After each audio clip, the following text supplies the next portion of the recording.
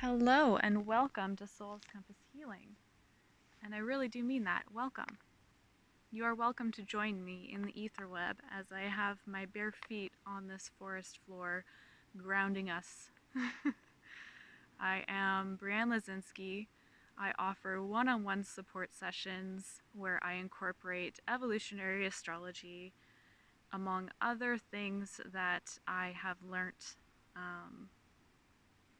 in my own healing journey. And I am now extending that outwards for assisting others in their own healing journey.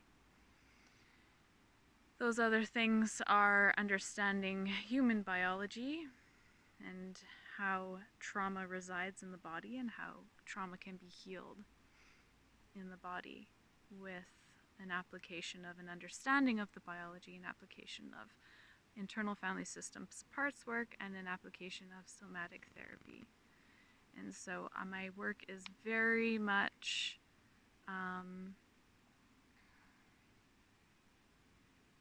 tailored to the uniqueness of the soul that I am working with. And so if this interests you, please do visit my website. Please share this video with other people so that people know that I exist. I would really appreciate it. Okay, interestingly enough, the day before this new moon in Virgo, we have Pluto, who is very central to evolutionary astrology. Pluto represents evolution. We'll be regressing back into the sign of Capricorn for the final time as Uranus stations retrograde the exact same day. Wow.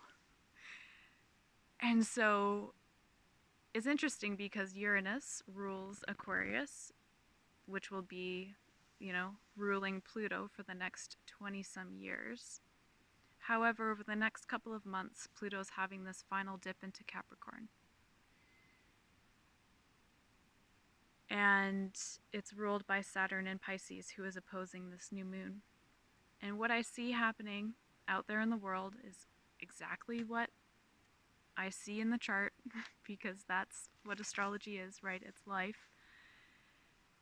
Is that when there are, I suppose, advancements being made for freedom, for liberation, for new things to emerge, to break away from the old crumbling system that we are in. Whenever those strides forward are happening, the iron fist clenches even harder because it wants to hold on to the old way. And we see this happening everywhere if you look at the systems within our societies.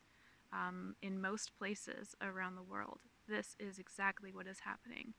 We are seeing people, initiating movements for freedoms of this population, or, different examples. And then what happens? We have this clenching on, right? It's almost like a reflex, a societal reflex of like, okay, that's happening. Okay, I'm going to clench on even harder, says capitalism, says patriarchy, says oppressive systems.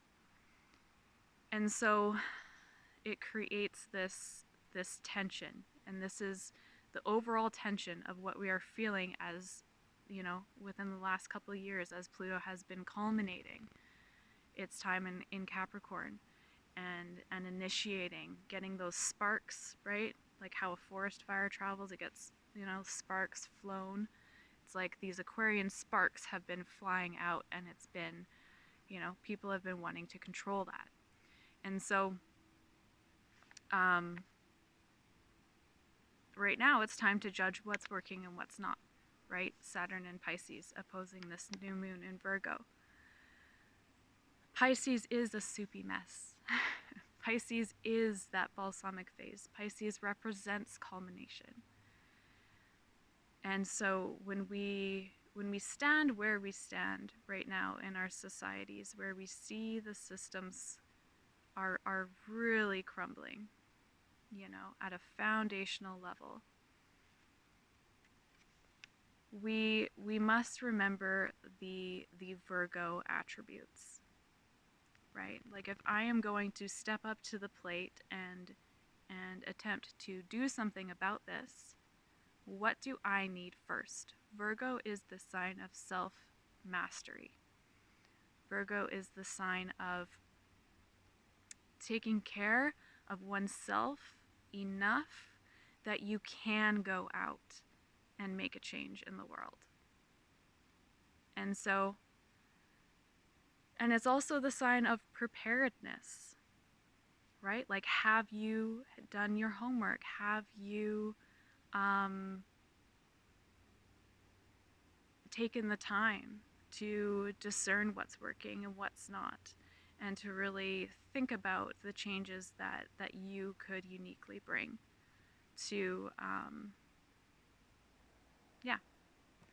to help solve this collective mess of a soup that we find ourselves in. And it's not like it's ever going to be solved, by the way. Like, but I'm just saying, like, those small local, Virgo is grassroots. It's like salt of the earth. It's like can start from almost nothing and become something big, right? It's that seed that can grow into something and expand over time. And I think oftentimes the problem can seem so daunting that the Virgo soul is like, well, it's never going to be perfect, so I'm just not going to do anything about it anyways. It's like, yeah, I hear you, but since when were we going for perfection? Because I'm pretty sure God wasn't going for perfection. I'm pretty sure that was a false belief that we were fed, right? This new moon is square Jupiter, right, in the sign of Gemini. So we're coming up against these false beliefs that are embedded in our brains from conditioning, that T square to Saturn too, about what it is that we can do and can't do. Also about what creates inequities in our society and what doesn't. Like this belief that excessive wealth does not create poverty. Like, really? A lot of wealthy people really, truly believe this. And it is alarming. So, yeah, and then there's the micro, and then there's bringing it down to like an individual level where it's like we're discerning which healing methods and practices are right for our unique journey, right? So we're taking facts, right? Observations. This is Gemini. Gemini observes and tries to, come up with a logical conclusion, about things, and then merging that with intuition, right? Okay, I think this is the right fit for me. I think this is in alignment with who I am. Therefore, I'm going to, I am going to not only have this as a belief system, but have this as a way of life, And I think that that's really important to say because there's, for better or worse, there's a lot of options out there for different healing modalities and helpers and therapists, and it's like so many people are becoming coaches and counselors and you name it right now, which is amazing and it's beautiful, and we also need to be discerning what is right for each and every one of us, right? And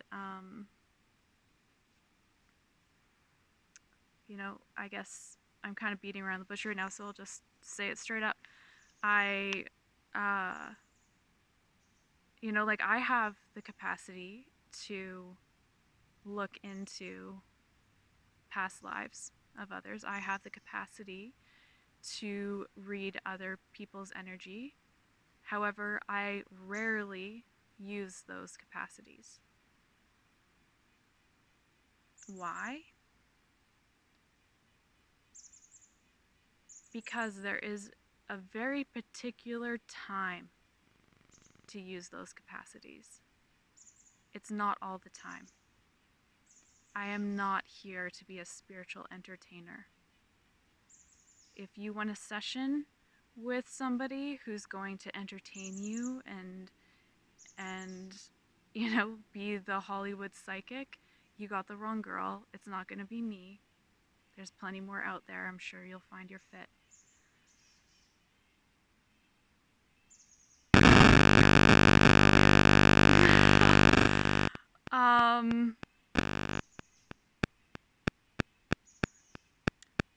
So this is the last lunation that we have within this 6-month time window following our Aries new moon solar eclipse that we had in April.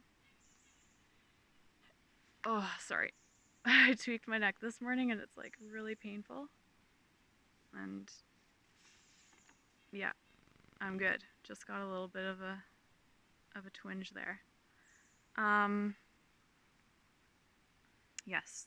So, the reason why I am bringing this up, that this is our last lunation of this 6-month time window where we are in that energy of that Aries new moon solar eclipse that was exactly conjunct Chiron. Y'all remember that?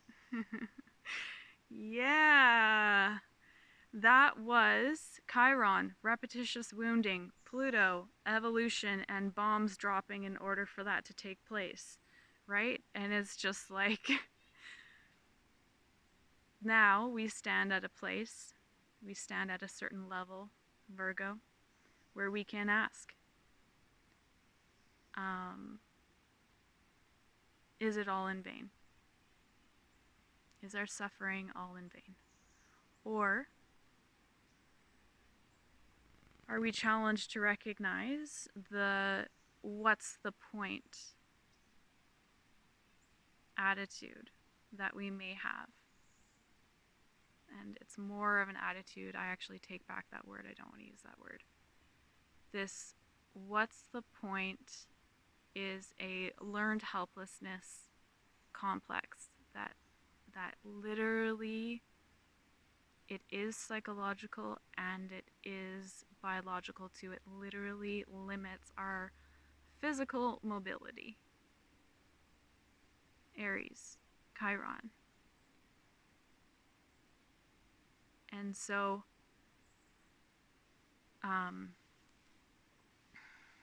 learning how to move out of that it's tender work and it's tricky business. And it's something that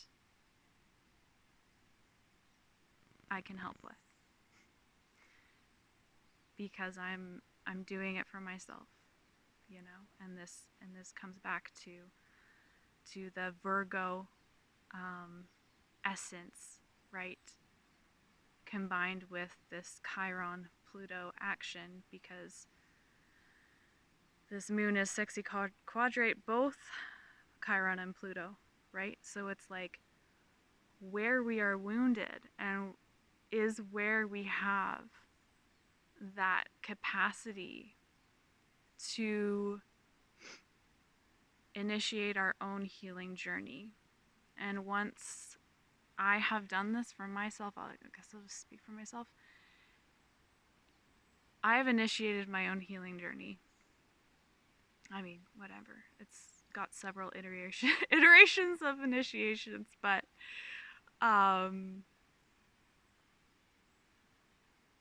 yeah, actually doing the things for myself first, I believe is so important before I offer that as a service to anybody else.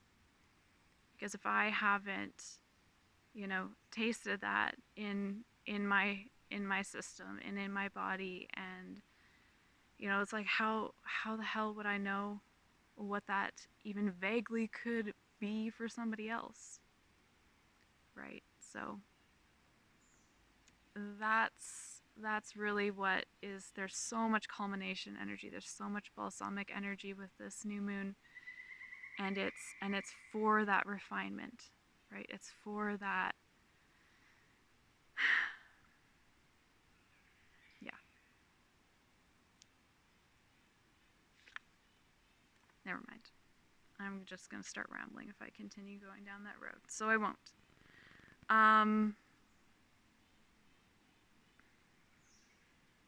Okay. Oh yeah, this is what I wanted to say. That this, addressing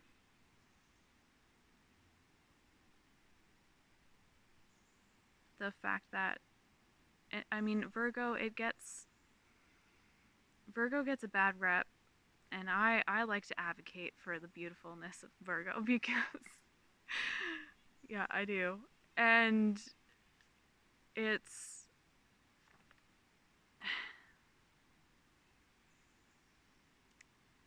in Virgo, this is where, it comes after Leo, so of course it's not bam, power, power, power like Leo is, but there is such a refined, there can be, I guess I should say, such a refined, a finely tuned, like a divination of a focus of power that is rooted in the earth and is like nobody can mess with it, like,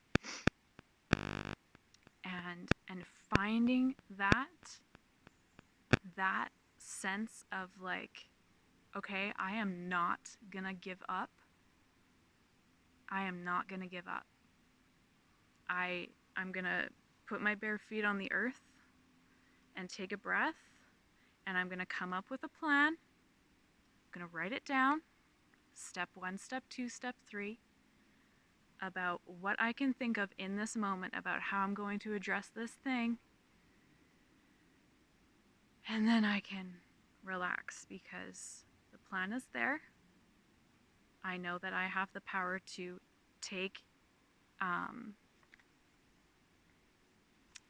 agency over my life and do something about it, right? And so when we have Venus, who is at the last degree of Virgo, opposing Neptune right now, she is going to be conjoining with the moon's south node on the 3rd, so the day after this new moon. She's going to be exactly conjunct Juno on the 6th. And this whole action that she's going to be conjoining with Black Moon Lilith as well, and on the south node, is going to be trining both Pluto and Uranus. And so we have this tremendous opportunity for reviewing past relationships. And this is where that question, was it all in vain, really, really hits home, It's like we can sit and review past relationships and stew in the pain, right? And it just gets bigger and it just gets bigger and it just gets bigger, and we're just like, fuck. Now I'm completely overwhelmed and stuck. Great. Like that's what we don't want to do, right? But this opposition to Neptune, it can be like shining a spotlight on the smoke and mirrors, right? Which, of course, I'm going to say it, brings up an opportunity for disillusionment.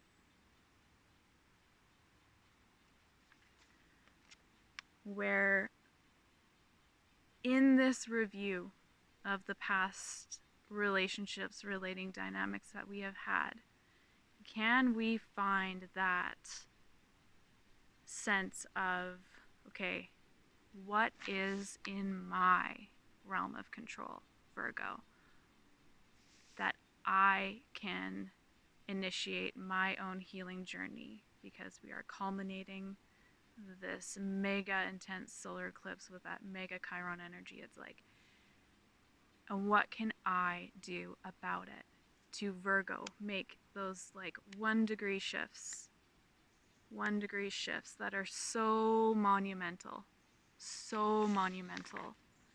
when we start to actually get support and understand how to make those shifts, so that the past relating patterns don't just continue like a broken record and drive us fucking insane.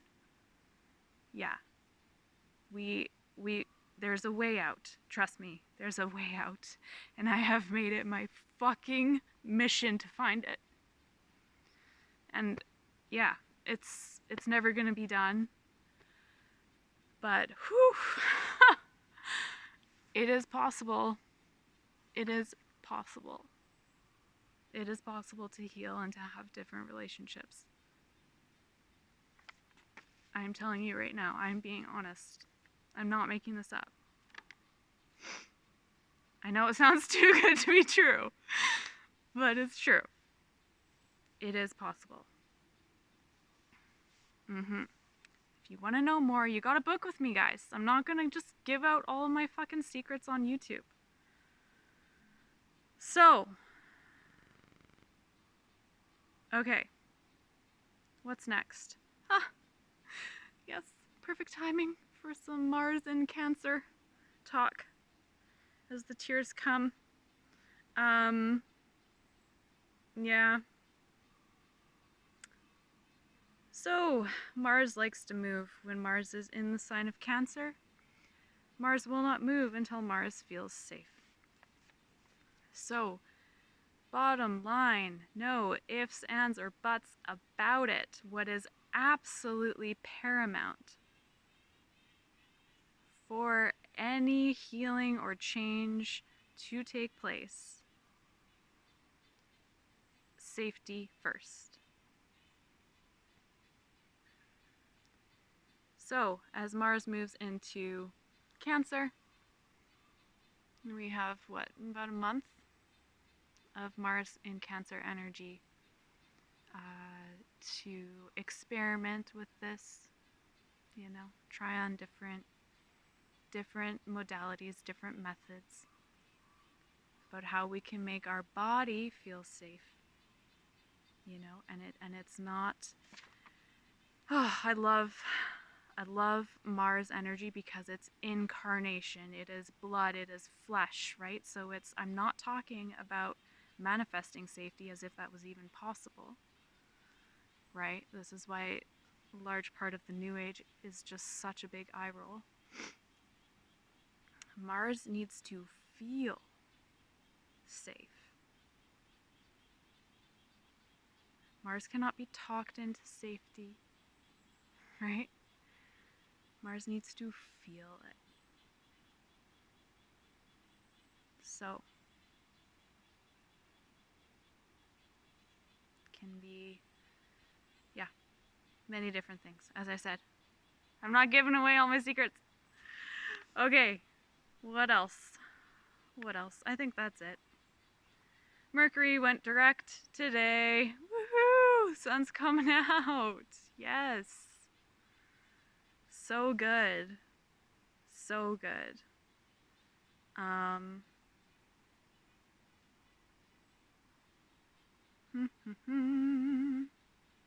think that's all, folks. Thank you so much for taking the time to listen to what I have to say. Again, I genuinely appreciate it. Please reach out to me in the comments or in an email. If you would like to book with me, but there is no time slot that works with you, please shoot me an email. I am more flexible than I guess my schedule says, to a certain degree. So yeah, I look forward to chatting with you next as we approach eclipse season, starting with our next full moon.